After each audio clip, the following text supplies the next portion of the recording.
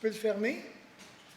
Parce que la dernière fois, mais je vous avais parlé, on avait regardé un petit peu la théologie de Pierre et concernant maintenant les prophètes qui ont prophétisé touchant la grâce qui vous était réservée, ont fait de ce salut l'objet de leur recherche et de leur investigation. Ils voulaient sonder les époques et les circonstances marquées par l'Esprit de Christ qui était en eux et qui attestait d'avance les souffrances de Christ et la gloire dont elles seraient suivies. Et quand on regarde ça, je reste toujours surpris lorsque j'entends des personnes qui disent « Moi, je n'aime pas nécessairement aller lire dans l'Ancien Testament. J'ai peur de l'Ancien Testament. » Il y a des histoires dedans, je comprends qu'il y a des histoires qui sont catastrophiques, mais il y a des belles prophéties aussi dans l'Ancien Testament qui nous parlent de Jésus-Christ, qui nous parlent des souffrances de Jésus-Christ. Et de voir que la prophétie était annoncée, et de voir que Pierre, maintenant, amène ce passage-là, le verset 10 et 11, et de voir que tous les prophètes se sont efforcés de comprendre le personnage, la personne de Jésus-Christ, de comprendre son œuvre, et qui était réservée aux pécheurs à travers lui. Et aussi, comme je vous avais dit, une des choses, lorsque j'étais aux études, qui disait que dans l'œil du prophète, lui, qu'est-ce qu'il voyait? Il y avait une première montagne, donc il y avait comme une prophétie qui était là, puis la deuxième montagne était un petit peu plus haute, et il y avait comme une vision claire de qu'est-ce que Dieu lui donnait. Sauf que entre ces deux montagnes-là, il y avait l'Église, il y avait Jésus-Christ, il y avait les souffrances. Et ça, maintenant, ils ont investi tellement de temps pour tout comprendre ça. Et comme l'Épître aux Hébreux le dit, hein, ils ont salué ces choses-là de loin. Et tantôt, je vais revenir. Et pour finalement arriver avec notre Jean-Baptiste. Jean-Baptiste, le dernier prophète de l'Ancien Testament qui s'est présenté devant le Seigneur en disant « Voici l'agneau de Dieu qui ôte. » Ah, imaginez, tous les prophètes, on arrive à Jean-Baptiste, c'est lui. C'est lui. Enfin, c'est lui. Et même si on regarde dans Luc, chapitre 7, prenons Luc, chapitre 7. Parce qu'à un moment donné, on dit que Jean-Baptiste, qui aurait eu certains doutes, tant qu'à la personne de Jésus, à un moment donné, à travers son ministère. Mais dans Luc, chapitre 7, et le verset 19 à 27. Luc, chapitre 7, le verset 19 à 27.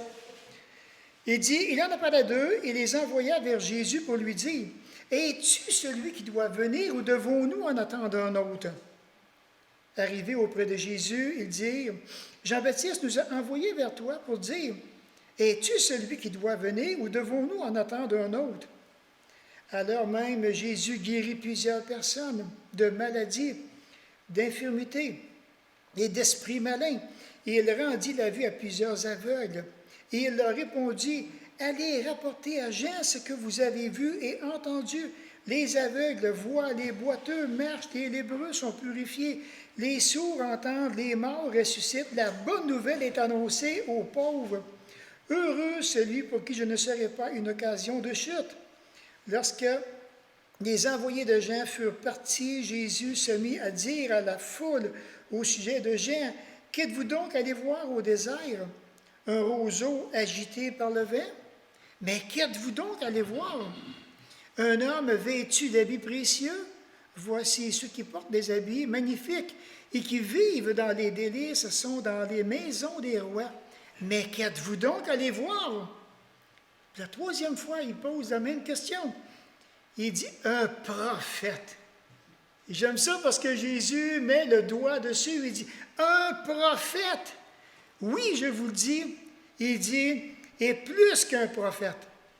C'est celui dont il est écrit, voici, j'envoie mon messager devant ta face pour préparer ton chemin devant toi.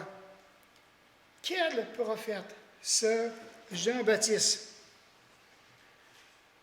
Tout un prophète. Le dernier prophète, et de voir qui vient. Et j'imagine, lorsque ses disciples sont retournés, qui ont annoncé maintenant à Jean-Baptiste ce que Jésus avait dit, tout ce qui était en train de se passer.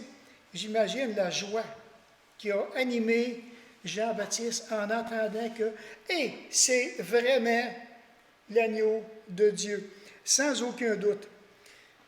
Alors Pierre nous dit, si je reviens maintenant dans l'épître de Pierre, chapitre 1, le verset 12 et 13, il dit, « Il leur fut révélé que ce n'était pas pour eux-mêmes, mais pour vous qui étiez les dispensateurs de ces choses que vous ont annoncées, maintenant ceux qui vous ont prêché l'Évangile par le Saint-Esprit envoyé du ciel et dans lequel les anges désirent plonger leur regard. » Alors, quand j'ai vu ça, maintenant, je me suis posé ici, donc, cette première question, d'où viennent les prophéties que les prophètes nous ont annoncées?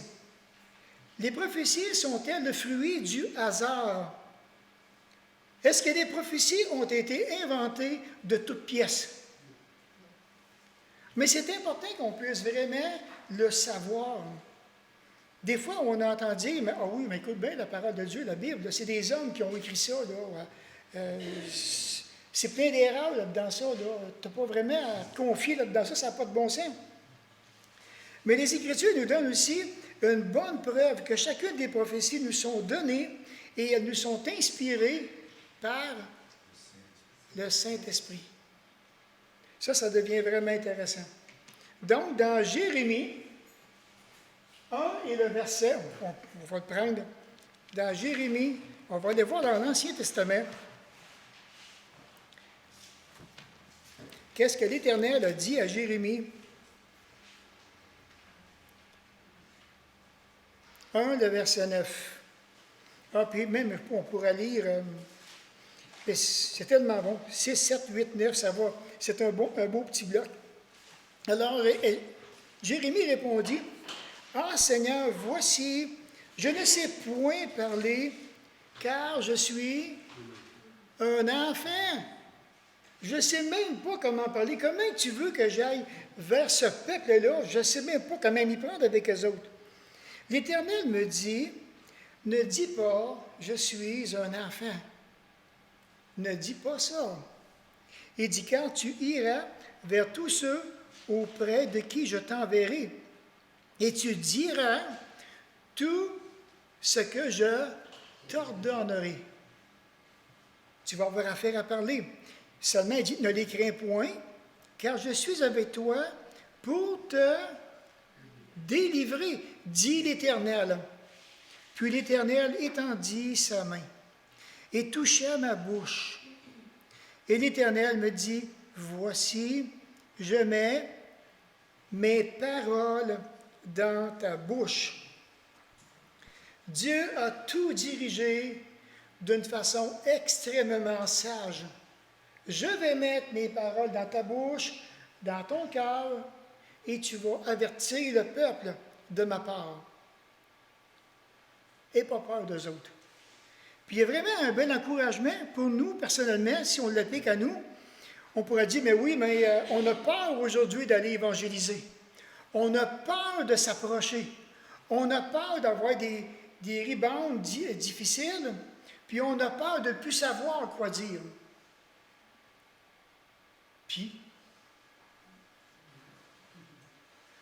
Puis, on se doit de s'appuyer sur l'Éternel. Et si Dieu veut qu'on parle, il va mettre ses paroles dans notre esprit, dans notre cœur, et on va être capable de parler. 2 Timothée 3,16, on se rappelle de ce passage dans 2 Timothée, que toute l'Écriture est inspirée de Dieu. Alors, c'est vraiment bon.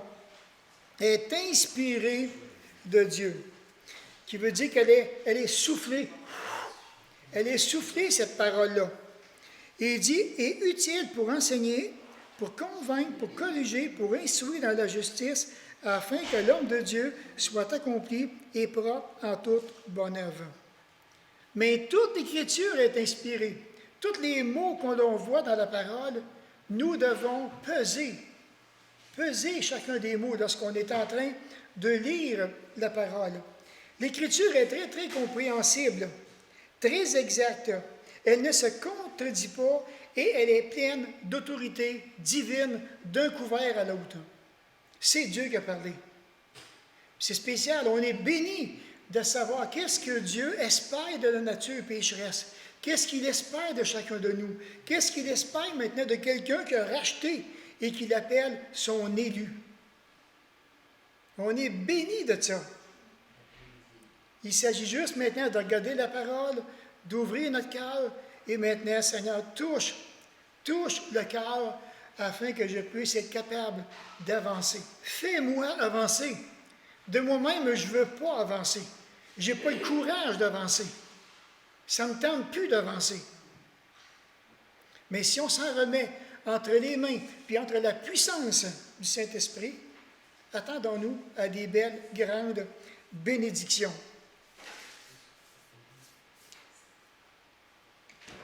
La parole aussi, elle est digne de confiance. C'est pourquoi que lorsque nous la lisons, nous devons prendre vraiment soin de bien peser chacun des mots qu'on est en train de lire.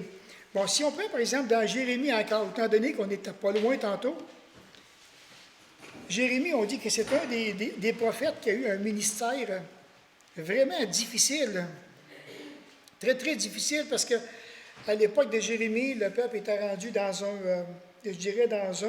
un des creux, là, impensable. Si vous lisez un petit peu là, dans Jérémie, là, je vous le dis, vous allez trouver ça vraiment spécial. Puis dans le chapitre 23, le verset 28, il dit que le prophète qui a eu un songe raconte ce songe et que celui qui a entendu ma parole rapporte fidèlement ma parole. Pourquoi mêler la paille et le froment, dit l'Éternel. Alors, certain qu'à l'époque, il y avait aussi des faux prophètes qui étaient là. Puis les gens étaient portés à écouter les faux prophètes. Mais il dit celui qui a entendu ma parole, qui puisse la rapporter fidèlement, afin qu'il n'y ait pas de mélange, mais que le chemin puisse être vraiment droit, que la vérité est là, et que maintenant on va avancer dans ce que la parole de Dieu a été exposée et entendue. Dans Ézéchiel 2, le verset 7. Ézéchiel 2, verset 7.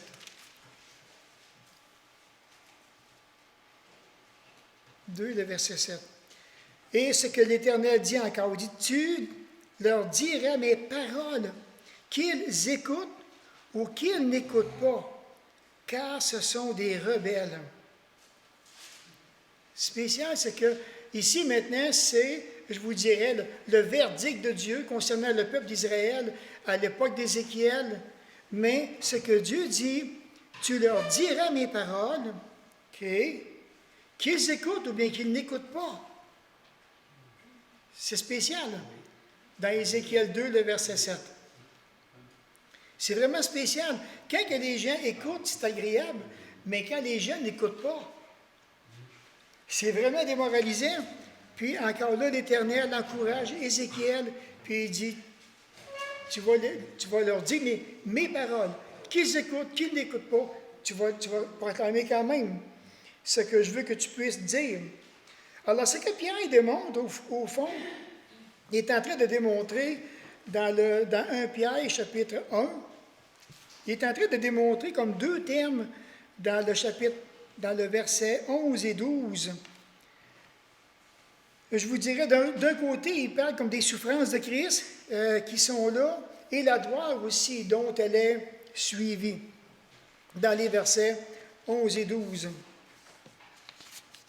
Et lorsqu'on regarde maintenant dans l'Ancien Testament, bien entendu que si on dirait qu'on prendrait le temps de tout regarder les souffrances de Jésus-Christ dans l'Ancien Testament, j'ai marqué quelques références. Parce qu'il y en a beaucoup plus que ça. Beaucoup plus que ça. Quand on s'arrête, qu'on regarde vraiment, qu'on prend le temps de lire, qu'on prend le temps d'étudier, qu'on regarde le contexte dans lequel ça a été écrit, qu'on pose des questions, c'est qui, c'est quoi, il parle de qui, il parle de quoi, on découvre qu'à un moment donné, à travers ces versets-là qui sont mentionnés, auxquels maintenant ces versets nous parlent abondamment des souffrances de Jésus-Christ. Alors imaginez comment est-ce que les prophètes ont cherché à comprendre qui il était. Ils ont mis beaucoup, beaucoup, beaucoup de temps, mais ça ne leur a pas été donné.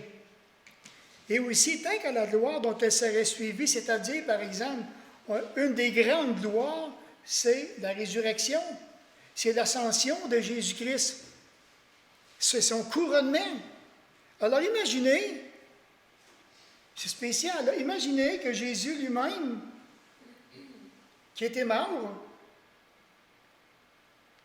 puis je ne sais pas, lorsqu'on est en train de penser à la mort, je ne sais pas si ça nous passe 100 pieds par sa tête, mais on est en train de regarder Jésus-Christ qui est mort.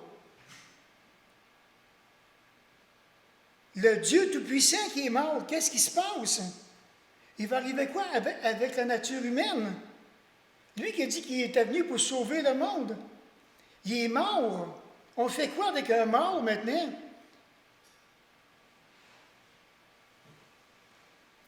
Puis il est mort pour quoi? Il est mort pour qui? Il est mort pour moi. Imaginez la journée qui a ressuscité, la journée que l'ascension est venue. Imaginez les anges qui sont tous là. Le premier homme parfait qui rouvre la porte du ciel. Hein? Puis il s'en vient directement en face du Père. Puis il dit, Père, tout est accompli. Imaginez. Pardon? C'est extraordinaire. Puis, il s'assied sur son trône. Il n'a pas demandé de la permission, il est chez eux. Imaginez comment que ça devait être extraordinaire. Imaginez, c'est le fun, ça donne ça, puis hier, j'ai écouté un petit avant hier, j'ai écouté un témoignage, puis c'est très très rapide, lui, sa mère, et toute sa famille étaient dans l'occultisme. Qu'est-ce qui l'a fait changer complètement de bord? C'est quand il a reconnu que Jésus-Christ était vivant, qu'il avait ressuscité. Lui, il pensait qu'il était mort, mais déjà revenu. La journée qu'il était ressuscité, il a demandé d'avoir Jésus-Christ dans son cœur. C'est un témoignage tellement vivant, extraordinaire. C'est vraiment agréable. Mais lorsqu'on regarde ça, pensez-vous que ce n'est pas de l'Orient? Le premier homme parfait rouvre la porte du ciel. Personne n'avait ouvert ça. Tu s'en vas tranquillement vers le trône. Tout est accompli, mon Père. Puis il s'assit sur son trône. C'est extraordinaire. Et ça, il s'appelle Jésus-Christ. Ce personnage aussi extraordinaire. Même Pierre, il va utiliser l'expression au verset, attendez un petit peu que je le regarde, lorsqu'il dit que l'Esprit de Christ était en eux. Au verset 11, il voulait sonder l'époque et les circonstances marquées par l'Esprit de Christ qui était en eux. Alors maintenant, dans Romains 8 et le verset 9, il dit, pour vous, vous n'êtes plus sous l'emprise de la chair, donc de notre vieille nature, de notre propre nature, mais sous celle de l'Esprit. Si du moins l'Esprit de Dieu habite en vous. Si quelqu'un n'a pas l'Esprit de Christ, il ne lui appartient pas. Et j'ai besoin maintenant de réaliser que j'ai cette vieille nature-là, puis j'ai maintenant cette nouvelle nature-là, et que je suis encouragé à marcher par la nouvelle nature. Nous ne sommes plus sous l'emprise de la vieille nature parce qu'elle est morte avec Christ. C'est quelque chose. C'est tellement profond, ce passage-là. Mais on comprend que la vieille nature, Paul dit que le péché dans nos membres, c'est là. Deux choses une, j'y donne du pouvoir, ou maintenant je vais résister et je n'en donnerai pas de pouvoir à cette vieille nature-là. Parce que je n'ai pas à me soumettre à elle. Du tout, du tout, du tout. Je n'ai pas à être son emprise. J'ai à me laisser diriger, guider, contrôler par la puissance du Saint-Esprit. J'ai besoin de faire ça. J'ai vraiment besoin. Donc, par cette expression que l'Esprit de Christ habite en eux, que le Christ éternel, intimement uni au Saint-Esprit, œuvre dans les écrivains de l'Ancien Testament pour mettre par écrit la révélation infaillible de Dieu. Même dans 2 Pierre 1, 21, juste quelques pages plus loin, je le gardais pour tantôt justement pour vous le partager. Dans 2 Pierre 1, 21, il dit « Ce n'est pas par une volonté d'homme qu'une prophétie a jamais été apportée, mais c'est poussé par le Saint-Esprit que des hommes ont parlé de la part de Dieu. » C'est poussé par le Saint-Esprit, par la puissance du Saint-Esprit. C'est poussé. Alors, c'est pour ça que les Écritures, quand on a la parole de Dieu, on a intérêt à la lire, à la respecter. Ce n'est pas un livre comme un autre. À ma connaissance, c'est le seul livre qui est inspiré sur la surface de la terre, poussé par le Saint-Esprit, la parole de Dieu. Le rôle du Saint-Esprit dans les prophètes était d'attester, d'expliquer d'avance ou en témoignant d'avance qu'est-ce qu'il était pour arriver. Et ça, quand on regarde juste au niveau des souffrances de Jésus-Christ, ça avait été annoncé, ça avait été dit, ça avait été expliqué. Les prophètes ont fait leur recherche, ils se sont investis sans maintenant le voir quelque part, tantôt on va le voir. Et plus tard, ça a été expliqué. Ces prophéties-là sont venues à la lumière. Donc, le Saint-Esprit témoigne d'une façon très claire aux prophètes que le salut de Dieu doit être pleinement accompli en Jésus-Christ. Le Saint-Esprit témoigne d'une façon très claire aux prophètes que le salut doit être accompli par Jésus-Christ. En plus, le Saint-Esprit déclare aussi clairement que les recherches dont les prophètes ne seront jamais fructueuses. Il lui a dit d'avance. Les gars savaient déjà d'avance que qu'importe les recherches que vous allez faire, ça ne sera pas fructueux. À quelle place qu'on voit ça? Si on vient dans 1 Pierre, prenez dans 1 Pierre, chapitre 1, le verset 12, il dit « Il leur fut révélé que ce n'était pas pour eux-mêmes. » Donc, les prophètes avaient cette connaissance-là, ça m'est révélé, OK, ça va, mais c'est pas pour moi. Mais c'est pour qui? Comment ça va arriver? Alors, imaginez le questionnement qui venait dans le cœur des prophètes et de voir comment est-ce que le Seigneur a été sage de la façon dont il a dirigé le cœur des prophètes.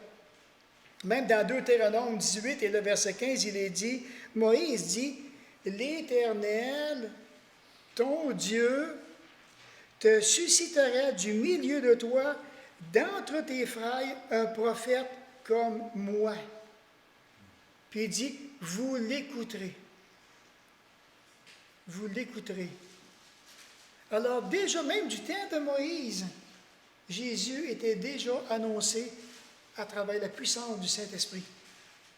Ce n'est pas des farces. On est rendu loin, là. L'auteur de l'Épître aux Hébreux ajoute une petite note supplémentaire.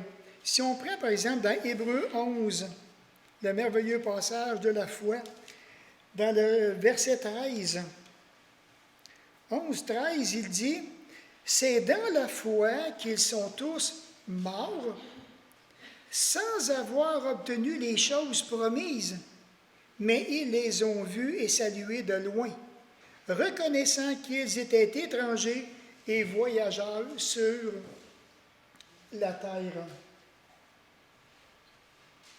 C'est dans la foi qu'ils ont vu, qu'ils sont tous morts sans avoir obtenu les choses promises.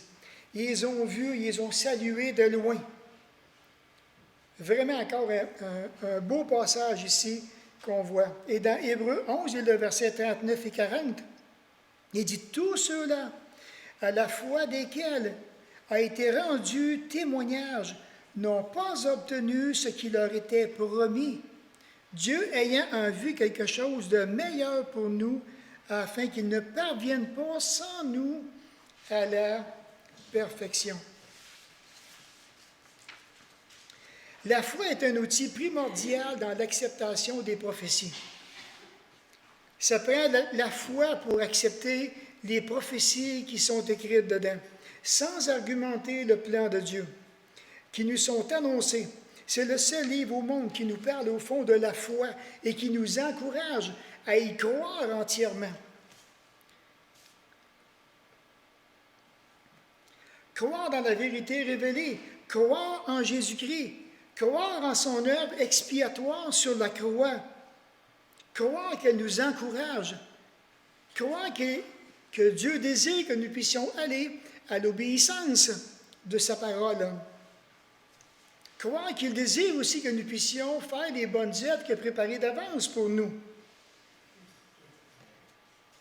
Et croire que la foi désire se manifester au cœur de chacun de nous. Dieu désire cela. Même pour toutes les choses que l'on voit, les choses visibles, les choses invisibles, de croire que ce n'est pas le fruit du Big Bang. Moi, je n'y crois pas personnellement. Du tout, du tout, du tout.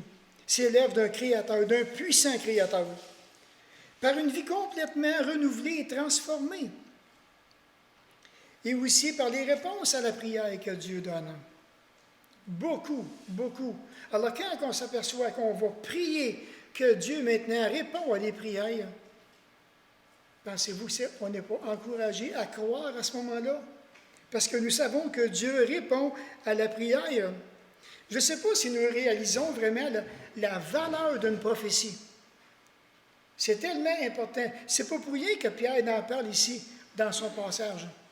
C'est pas pour rien, parce que là, maintenant, il a vu l'accomplissement de ces prophéties-là qui étaient annoncées dans l'Ancien Testament. Puis en plus, il a pu manger, chanter, accompagner le Seigneur Jésus à travers son ministère. Nous, on n'a pas vu, mais lui, il l'a fait.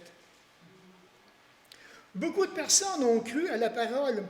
Beaucoup de personnes ont cru en Dieu, qui ont placé leur confiance en Dieu, même s'ils ne l'ont jamais vu. Jésus il est venu juste pour un court laps de temps sur la terre, puis après ça, mais quand il a été ressuscité, c'était maintenant les disciples qui devaient continuer à répandre l'évangélisation. On peut bénir Dieu de ce qu'on a entendu l'Évangile ici au Québec. On peut bénir le Seigneur pour ça, de ce que maintenant son Évangile nous a touchés, a changé notre cœur. Son Évangile nous a atteints. Il est venu nous chercher parce qu'on s'enfonçait de plus en plus. Dans Luc 1, le verset 70, c'est notre ami Zacharie. Dans Luc 1, le verset 70, même 67, 68, 69, 70, c'est encore un beau bloc. Il dit, Zacharie, son père, dont le père de Jean-Baptiste, fut rempli du Saint-Esprit, et il prophétisa en ces mots. Béni soit le Seigneur, le Dieu d'Israël, de ce qu'il a visité et racheté son peuple, et nous a suscité un puissant sauveur dans la maison de David, son père, comme il l'avait annoncé par la bouche de ses saints prophètes des temps anciens. Prière poussée par le Saint-Esprit ici. Et de voir que Zacharie, maintenant, regarde, il est en train de tout écrire ça. Waouh, c'est quelque chose. C'était annoncé par les saints prophètes. Et maintenant, on est en face d'un sauveur vraiment merveilleux. Acte 3, le verset 18. On a quelques passages ce soir à aller voir, mais ça en vaut la peine. Dans Acte 3, le verset 18, Même 16, 17, 18 encore, où il dit, c'est par la foi en son nom que son nom a raffermi celui que vous voyez et connaissez. C'est par la foi en lui, donc en Jésus, qui a donné à cet homme cette entière guérison en présence de vous tous. Et maintenant, frères, je sais que vous avez agi par ignorance, ainsi que vos chefs, mais Dieu a accompli de la sorte ce qu'il avait annoncé d'avance par la bouche de tous ses prophètes que son Christ devait souffrir.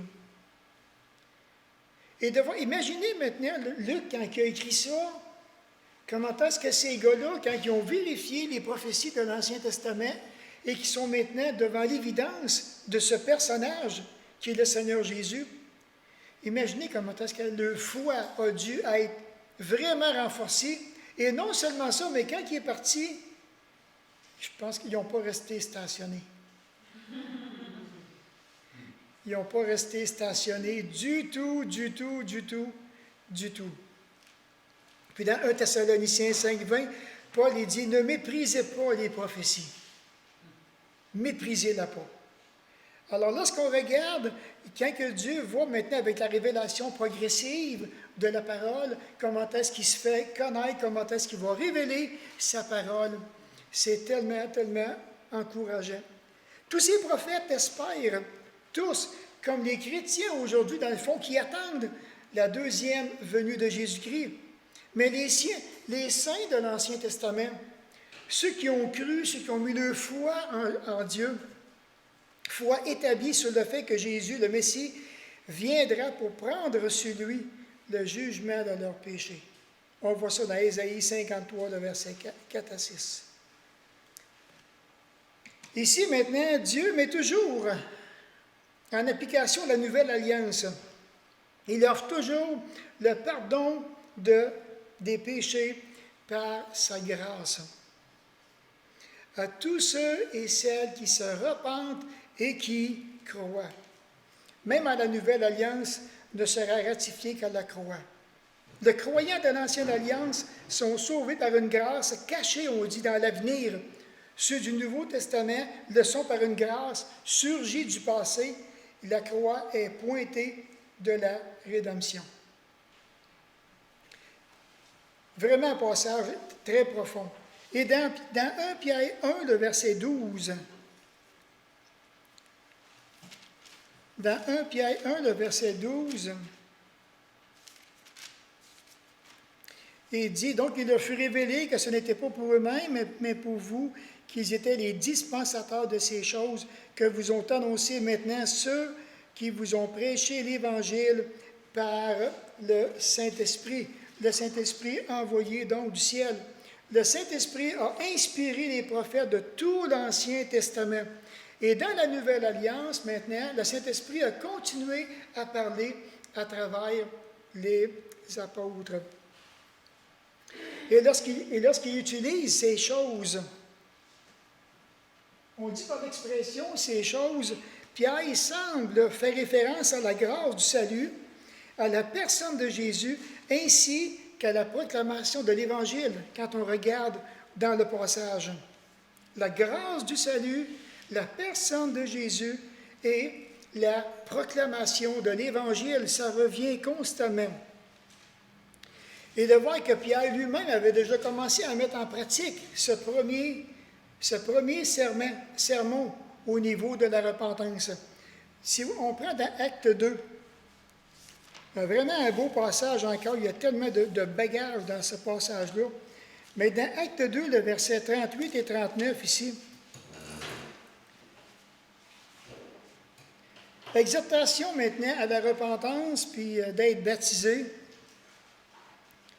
Il dit au verset 37, après avoir entendu le discours, mais ça c'est le discours qu'on voit dans les versets là, 22 à 36, ils eurent le cœur vivement touché. Et ils dirent à Pierre et aux autres apôtres, « Hommes, frères, que ferons-nous? » Pierre leur dit, « Repentez-vous et que chacun de vous soit baptisé au nom de Jésus-Christ, à cause du pardon de vos péchés, et vous recevrez le don du Saint-Esprit. Car la promesse est pour vous, pour vos enfants et pour tous ceux qui sont au loin, en aussi grand nombre que le Seigneur, notre Dieu, les appellera. Et par plusieurs autres paroles, il les conjurait et les exhortait, disant, sauvez-vous de cette génération perverse. Et soyez baptisés au nom de Jésus-Christ. Pourquoi?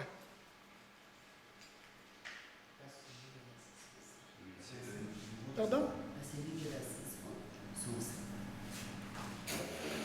Prenez Matthieu. Oui? Parce que le baptême, ça a une véritable signification, comme Paul l'explique dans Romains 6. Quand un chrétien se repent, comme Pierre faisait l'appel, les gens se repentent, réalisent leur perdition. C'est là qu'on réalise qu'on a besoin du véritable sauveur. Et ces gens-là reçoivent le Saint-Esprit. Paul explique, c'est qu'on meurt avec Christ en lui et on renaît avec une nouvelle nature par le Saint-Esprit. On meurt avec Christ et on renaît avec lui. Puis ce phénomène-là, c'est vraiment extraordinaire. Mais c'est ça, moi je vois le baptême, moi quand je me suis fait baptiser il y a 31 ans, j'avais pris dans Pierre, quand Pierre parle que c'était... J'ai décidé de me faire baptiser, pourtant j'ai reculé 3 fois, j'étais vraiment gêné à l'époque. Mais quand j'ai compris l'importance de ça devant Dieu, il fallait que je le fasse. J'ai pris mes 2 bretelles, j'ai été en avant. Je devais parler à peu près 2-3 minutes, j'étais rendu quasiment 15 minutes, j'avais parlé, j'étais parti. Mais je disais, c'est un symbole d'engagement envers mon Dieu. Il me demande de le faire et ça symbolise aussi ma nouvelle naissance. C'est comme ça que je l'ai saisi, je l'ai compris. C'est vraiment encourageant. Puis on regarde dans Matthieu 28, allez faites de toutes les nations des disciples, les baptisant au nom du Père, du Fils et du Saint-Esprit. Avez-vous remarqué que l'expression au nom, c'était au singulier? Il n'y a pas d'S?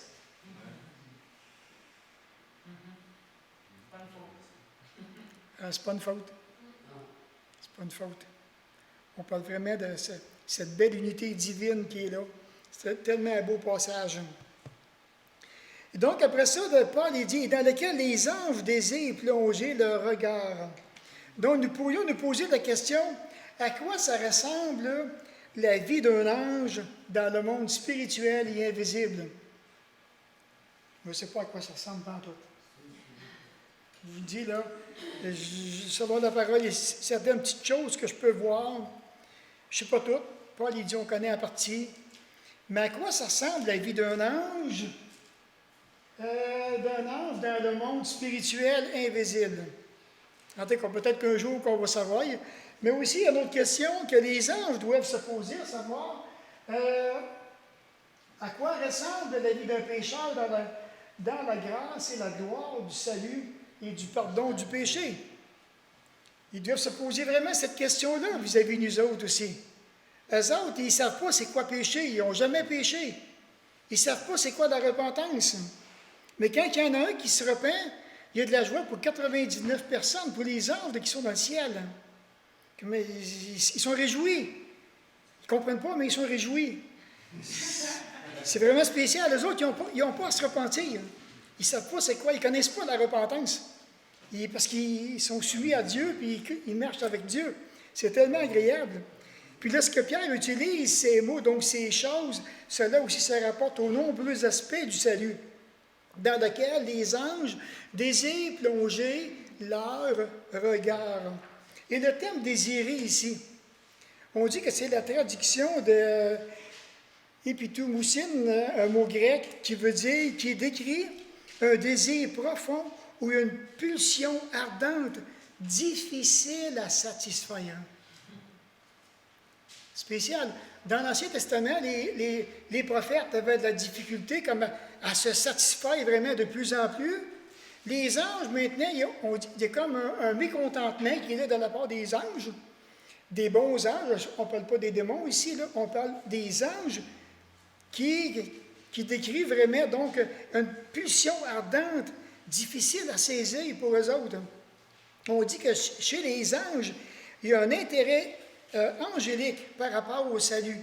Il est question d'une passion très forte Il désire plonger le regard, c'est-à-dire, on peut-tu être capable de pencher la tête, essayer de comprendre de quoi?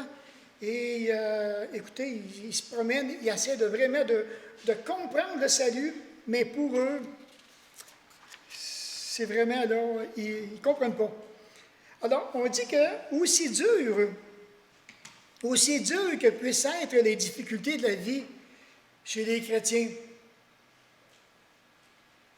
sont en mesure de les surmonter à cause de la grandeur de la grâce que Dieu nous donne. Et ici, maintenant, dans le passage, quand on regarde ça, on dit un salut qui a été scruté par les prophètes de l'Ancien Testament, puis ils l'ont scruté, puis pas rien qu'à peu près.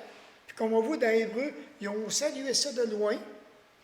Un salut qui est inspiré par le Saint-Esprit. Un salut prêché par les apôtres. Un salut continuellement étudié par les anges. C'est la réalité. C'est ça que Pierre est en train de dire. C'est extraordinaire. Alors moi, je me suis dit, bon, OK, en terminant en tant que disciple, qu'est-ce que ce message nous enseigne sur notre responsabilité personnelle et ecclésiastique? Ça voudrait dire quoi? Qu'est-ce qu'on fait maintenant avec ce salut, nous, de notre côté ici? Qu'est-ce qu'on fait maintenant avec la puissance du Saint-Esprit qui nous habite? Qu'est-ce qu'on fait avec ça? On n'est pas appelé à être comme les anges. Et on comprend, nous, qu'on est appelé à aller vers des pécheurs. Alors, si vous saviez quel sauveur merveilleux je possède, si vous le saviez, et pour ça, on a besoin. Je crois vraiment que ça prend beaucoup. Des fois, on se demande, mais qu'est-ce qu'on devrait faire, comment on va s'y prendre? Puis je me demande si on ne devrait pas, premièrement, arriver, puis confesser peut-être une nonchalance. De confesser du fait qu'on est stationnaire, puis ça fait longtemps. Ça fait des années, peut-être, pour certaines personnes. Et je me suis rappelé dans l'Apocalypse 2,4, ce que Jean dit, ce que j'ai contre toi, inspiré, c'est que tu as abandonné ton premier amour. Ça se peut-tu?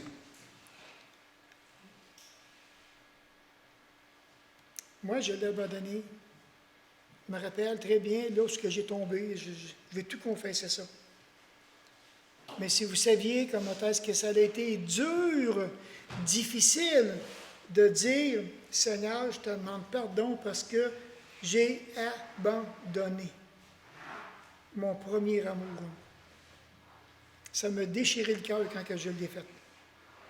Mais vous savez quoi? Ça revient.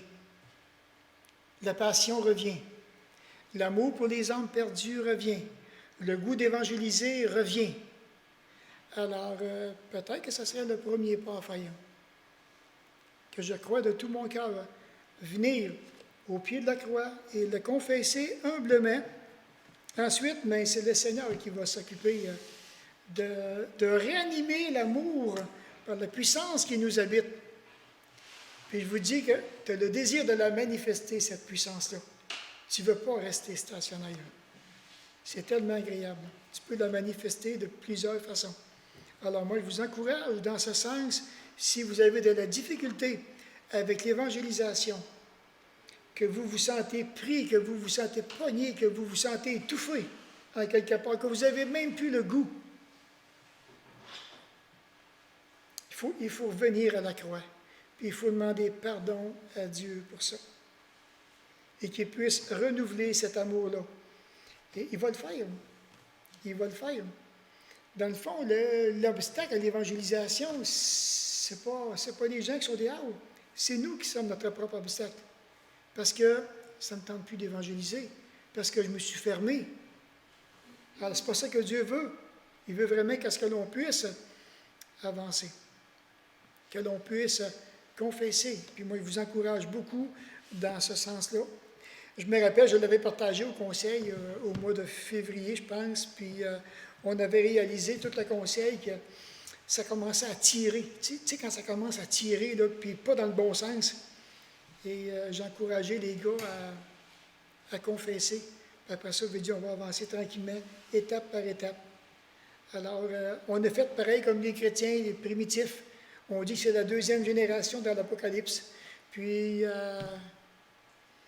nous aussi, on n'est pas différents d'eux. On a les mêmes luttes, les mêmes combats. On peut tellement s'axer sur beaucoup de choses, on oublie l'essentiel, puis tranquillement, ça meurt. Ça meurt tranquillement. Alors, c'est le temps qu'on puisse se réveiller, c'est le temps qu'on puisse revenir à la croix, sachant maintenant que Dieu veut nous pardonner. Alors, acceptons son pardon avec humilité. Avançons d'un pas ferme dans la foi. C'était ce que j'avais à vous partager pour ce soir. Au revoir.